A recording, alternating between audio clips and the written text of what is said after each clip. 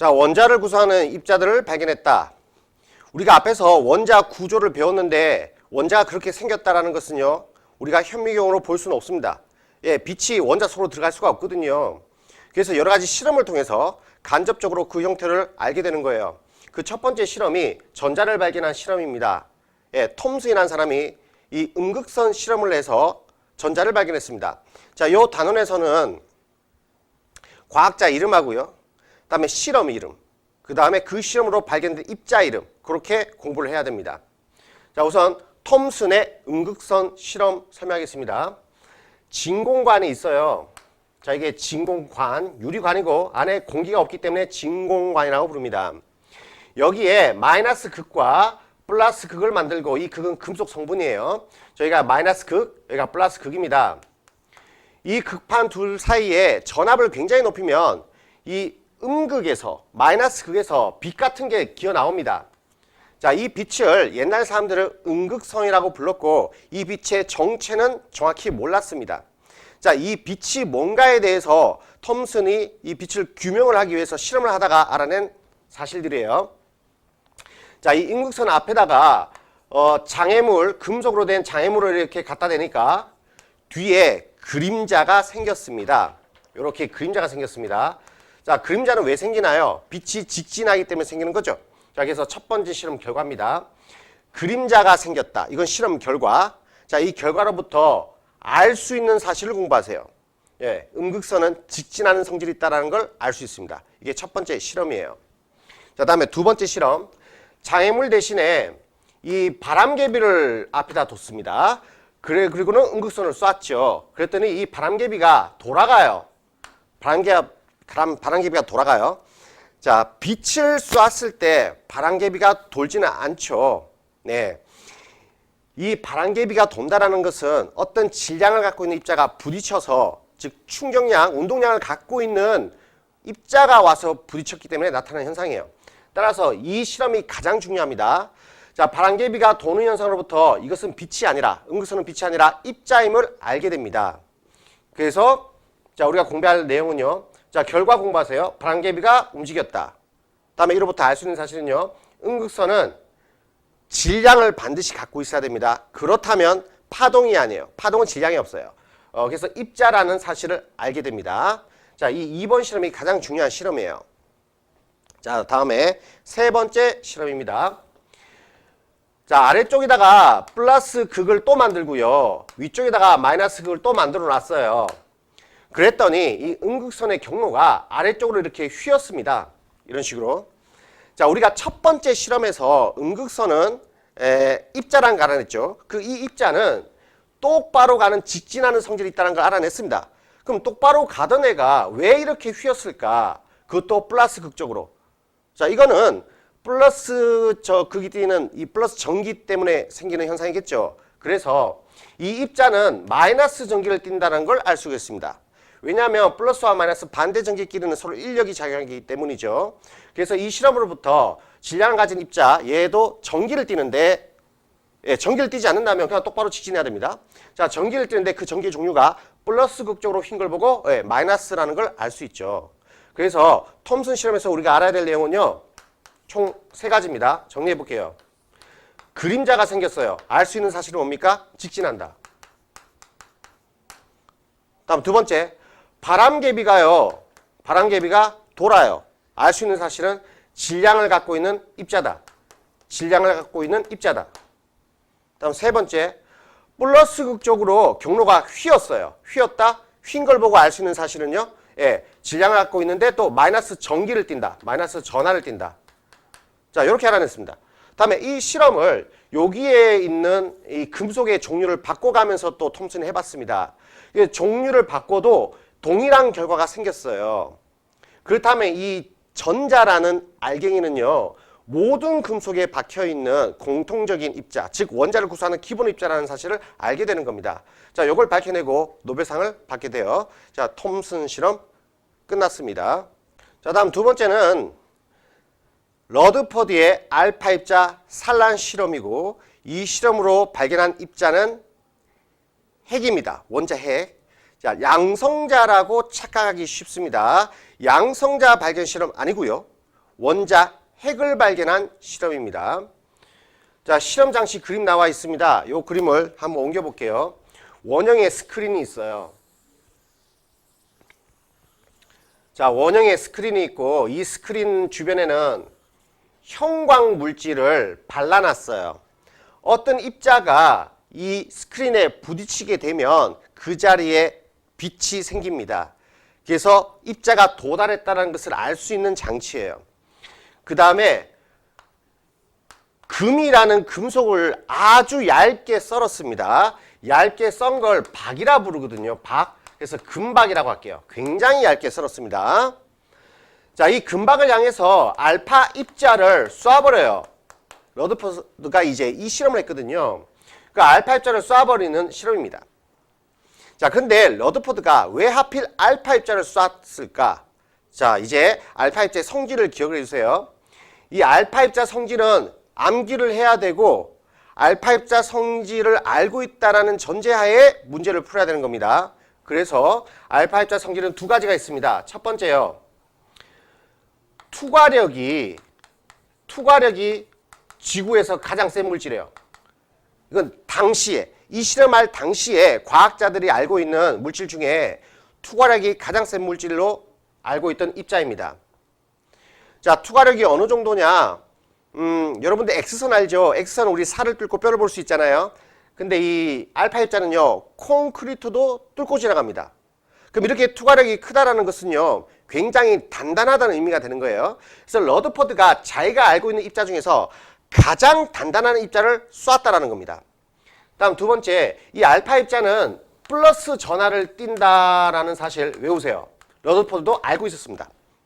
매우 단단하고 플러스 전하를 띄는 입자, 알파 입자를 쏜 거예요. 자, 그렇다면 이 실험 결과는 어떻게 예측이 됐을까요? 당연히 뚫고 지나가야죠. 왜냐하면 콘크리트도 뚫는 아이인데 이렇게 얇은 박을 못 뚫겠어요? 그래서 얘가 예상한 건요, 다 뚫을 것이다 라고 예상을 했어요. 그래서 거의 예상대로 결과가 나왔습니다. 자, 알파 입자가 여기에 다 대부분 도착하기 때문에 여기 빛이 이렇게 생기겠죠? 그래서 도착을 확인할 수 있습니다.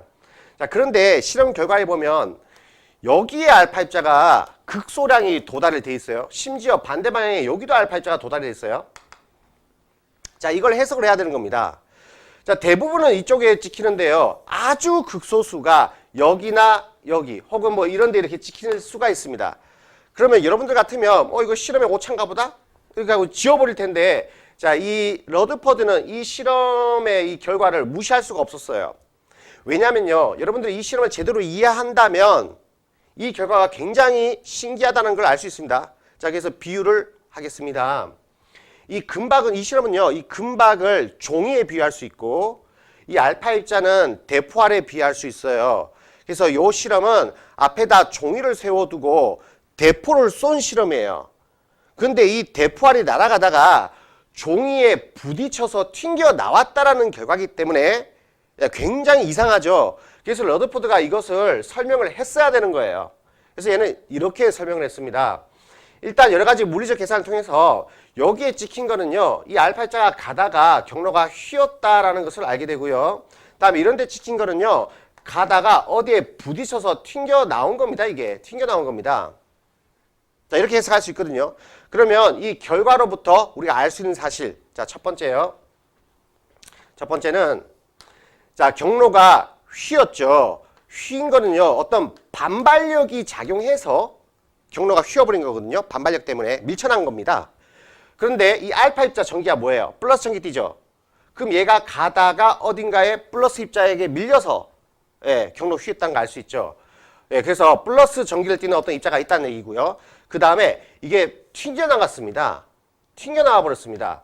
그러면 알파 입자를 튕겨낼 만큼 굉장히 단단한 뭔가가 있다는 거죠. 그 단단한 입자, 자, 튕겨나간 것을 보고 요거는 아주 단단한 입자가 있다는 걸 알게 됩니다. 그래서 플러스 전기를 띠는 이 단단한 입자가 원자 속에 박혀 있구나. 이걸 알게 되고, 이걸 우리는 핵이라고 이름 붙인 거죠. 핵. 다음. 자, 이 알파 입자가 이름이 좀 특이하죠. 자, 우리말로 하면 이 입자의 이름이 기역입니다. 기역, 니은, 디귿.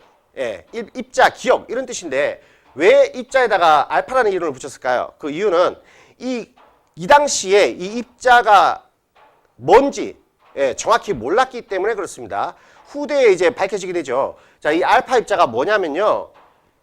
헬륨 원자의 핵이에요. 이렇게 표기하면 헬륨 원자 핵이 맞죠. 자, 헬륨 원자의 핵이에요. 그래서 플러스 전기를 띠죠. 다음에 핵은 굉장히 단단하죠. 그래서 이 실험은 참 아이러니한 실험입니다. 이 금의 핵을, 금속에 핵이라는 입자가 있다라는 걸 발견하는 실험인데 그때 핵을 사용했던 거예요. 이때는 핵인지 몰랐죠. 자, 이게 굉장히 단단합니다. 핵은. 근데 금은 원자 번호가 헬륨보다 훨씬 크죠. 그래서 핵이 굉장히 무겁고도 훨씬 단단할 거예요. 그래서 이 헬륨의 핵은 금의 핵을 뚫지는 못하고 튕겨 나갔던 겁니다. 그래서 이런 결과가 생겼던 거예요. 그래서 핵을 이용해서 핵을 발견한 특이한 실험입니다. 다음 세 번째 결과는 여기 대부분이 다 통과했단 말이에요. 대부분 그냥 통과했단 말입니다. 자, 이로부터 알 수 있는 사실은 세 번째입니다. 대부분 통과. 자, 대부분 통과한 것으로 보고 알 수 있는 사실은 핵 크기가 매우 작다라는 거예요. 핵 크기가 매우 작다. 자, 이거 왜 그럴까요?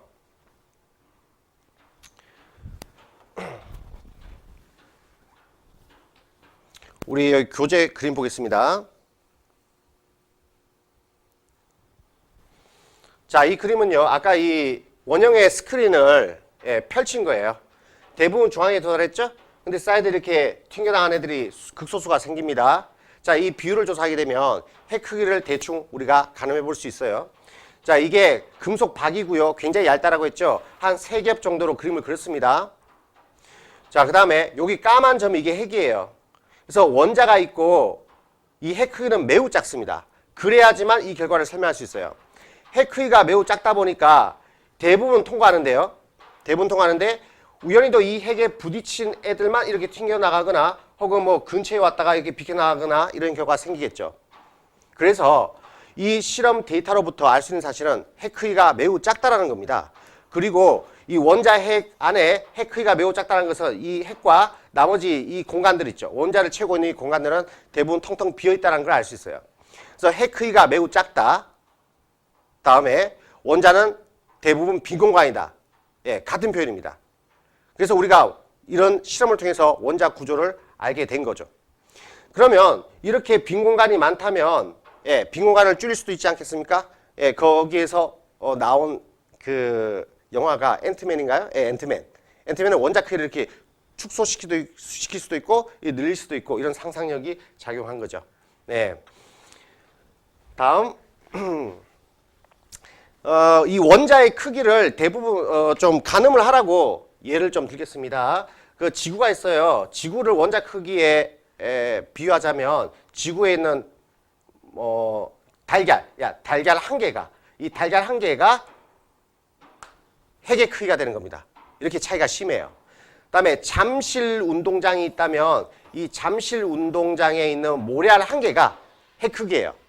근데 이 모래알 한 개가 잠실 운동장의 질량을 다 가지고 있어요. 아까 원자 질량은 핵에 집중이 돼 있다라고 했죠. 따라서 지구를 달걀 크기로 이렇게 압축을 시키면 질량이 같지 않겠습니까? 그렇게 상상을 해본다면 이 압축된 핵은 굉장히 밀도가 크고 단단하겠죠. 그게 핵의 특징입니다. 그래서 이 핵을 박살내기란 상당히 힘든 거예요. 핵은 매우 단단하다라는 걸 실험으로부터 알아냈습니다. 자, 이런 실험을 통해서 원자 모형이 서서히 바뀌어갑니다. 톰슨이 알아낸 것은 전자였죠. 근데 전자가 발견되기 전에는 돌턴이, 자, 사람 이름 외워야 돼요. 돌턴 모형입니다. 돌턴이 원자는 더 이상 쪼개지지 않는 꽉 채워진 공이라고 했습니다. 다음에 중성인 입자라는 것도 알고 있었어요. 근데 톰슨이 전자를 발견했죠. 그런데 이 전자는 마이너스 할갱이입니다. 그래서 마이너스 할갱이를 박아 넣습니다. 이렇게 전자가 있다. 자, 이렇게만 그림 그리면 오류가 생겨요. 중성이라는 게 표현이 안 되잖아요. 그럼 마이너스가 있다면 플러스도 있어야 중성이 되겠죠. 그래서 톰슨은 주변이 바탕에 뭐가 있는지 모르겠지만 이 바탕이 플러스 전기를 띈다라고 얘기를 했습니다. 그래서 플러스 바탕에 마이너스 알갱이가 콕콕 박혀있는 이런 모형으로 상상을 했던 거예요. 근데 러더퍼드가 핵을 발견했죠. 그래서 톰슨이 발견한 전자는 인정을 합니다. 자, 전자 인정하고요. 마이너스 전자 있습니다. 그 다음에 이 플러스 바탕을 속으로 모았다고 생각하시면 됩니다. 꽉 압축시켜서 모아버렸습니다. 그래서 단단한 입자 하나 만들어냈어요. 그래서 핵이 생겨난 거죠. 핵. 톰슨은 전자를 발견했고요. 러더퍼드는 핵을 발견했습니다. 자, 다음 보어라는 사람이 핵 인정하고요. 다음에 전자도 인정하는데 이 전자가 특정 궤도에 놓여있다라고 이 궤도를 발견했습니다. 그래서 전자 궤도를 발견한 사람은 보어예요. 자, 이 보어의 실험은요, 수소원자 선 스펙트럼 실험이고 그 내용이 좀 많아요. 그래서 이따가 할 것이고, 어쨌든 이렇게 변경이 되어 왔습니다. 그때 계기가 됐던 실험들 한번 알아보죠. 돌터 모형에서 톰슨 모형으로 넘어온 이유가 무슨 실험 때문입니까? 음극선 실험이죠. 다음 톰슨에서 러더퍼드로 넘어온 게 무슨 실험 때문이에요? 알파 입자 산란 실험.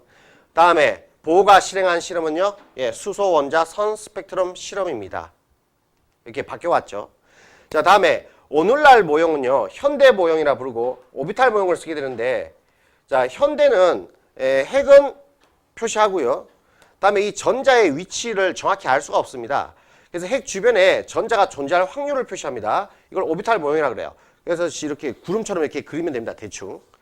자, 이제 이 돌터 모형하고 현대 모형하고 우리가 시험 문제를 풀 때 구분하는 방법은 핵이 없으면 돌터 모형이에요. 그림이 좀 비슷해요. 핵이 없으면 돌터 모형이고 핵이 있으면 오비탈 모형을 말하는 겁니다. 다음에 이 모형에 관한 문제는 푸는 방법이 이 뒷단계, 이거 앞단계, 뒷단계라고 하겠습니다. 뒷단계의 모형은 앞단계의 모형이 갖고 있는 모든 내용을 포함하고 있는 걸로 문제를 풀면 돼요.